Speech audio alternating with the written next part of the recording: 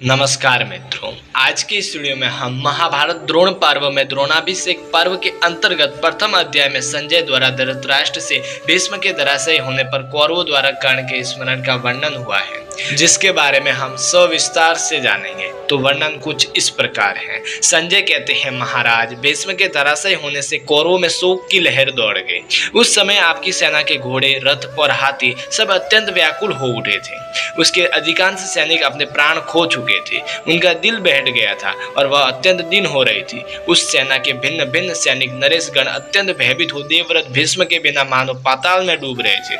उस समय कौरवों ने कर्ण का स्मरण किया। जैसे ग्रस्त का मन अतिथि की ओर तथा आपत्ति में पड़े हुए मनुष्य का मन अपने मित्र या भाई बंधु की ओर जाता है, उसी प्रकार कौरवों का मन समस्त शस्त्रधारियों में श्रेष्ठ एवं तेजस्वी वीर कर्ण की ओर गया, क्योंकि वही भीष्म के समान पराक्रमी समझा जाता था।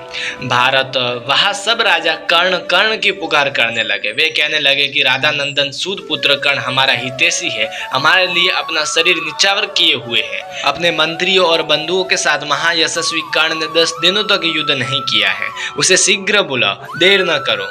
राजन, बात यह हुई थी कि जब बल और पराक्रम से सुशोभित रथियों की गणना की जा रही थी, उस समय समस्त क्षत्रियों के देखते देखते भीष्म ने महाबाहु नरश्रेष्ठ कर्ण को अर्धरथी बता दिया। यद्यपि वह 2 रथियों के समान है। रथियों और अतिरथियों की संख्या में वह अग्रगण्य और सूरवीर के समान का पात्र है। रण क्षेत्र में असुरों सहित संपूर्ण देवेश्वरों के साथ भी वह युद्ध करने का उत्साह रखता है। हे राजन, अर्धरथी बताने के कारण ही क्रोधवश उसने गंगानंदन भीष्म से कहा, कुरुनंदन, आपके जीते जी कदापि युद्ध नहीं करूंगा। यदि आप उस महासमर में पांडु पुत्रों को मार डालेंगे तो मैं दुर्योधन की अनुमति लेकर वन को चला जाऊंगा, अथवा यदि पांडवों के द्वारा मारे जाकर आप स्वर्ग लोक में पहुंच गए तो मैं एकमात्र रथ की सहायता से उन सबको मार डालूंगा जिन्हें आप रथी मानते हैं। ऐसा कहकर महाबाहु महायशस्वी कर्ण आपके पुत्रों की सहमति ले 10 दिनों तक युद्ध में सम्मिलित नहीं हुआ।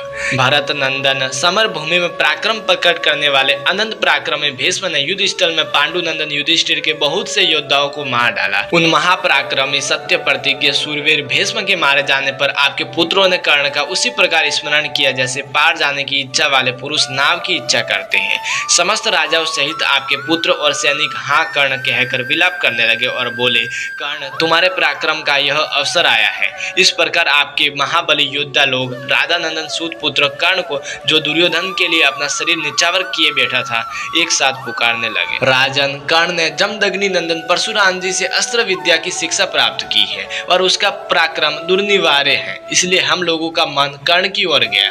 ठीक वैसे ही जैसे बड़ी भारी आपत्ति के समय मनुष्य का मन अपने मित्रों तथा सगे संबंधियों की ओर जाता है। राजन, जैसे भगवान विष्णु देवताओं की सदा अत्यंत महान भय से रक्षा करते हैं, उसी प्रकार कर्ण हमें भारी भय से उबारने में समर्थ है। और वैश्वपायन जी कहते हैं, जन्मेजय, जब संजय इस प्रकार बार बार कर्ण का नाम ले रहा था, उस समय राजा धृतराष्ट्र ने विषधर सर्प के समान उच्छ्वास लेकर इस प्रकार कहा।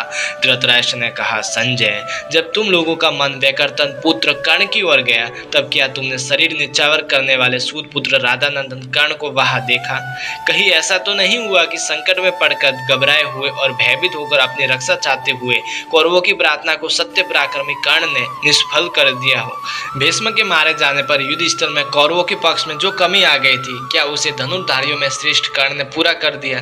क्या उस खंडित अंश की पूर्ति करके कर्ण ने शत्रुओं के मन में भय उत्पन्न किया? संजय, जगत में कर्ण को पुरुष सिंह कहा जाता है। क्या उसने रणभूमि में शोकार्त होकर विशेष रूप से कंजन करने वाले अपने उन बंधुओं की रक्षा एवं कल्याण के लिए अपने प्राणों का परित्याग करके मेरे पुत्रों की विजयाभिलाषा को सफल किया? तो फिर मित्रों, इस प्रकार कुछ संजय और धृतराष्ट्र के बीच वार्तालाप चलते गए। तो आशा करता हूँ कि आपको हमारा ये वीडियो पसंद आया होगा। तो कृपया हमारे इस वीडियो को लाइक, कमेंट, शेयर एंड हमारे इस कर्मयोगी चैनल को सब्सक्राइब करना बिल्कुल ही ना भूले। तो फिर चलिए मित्रों, आज के लिए इतना ही। फिर मिलते हैं अगले वीडियो के साथ।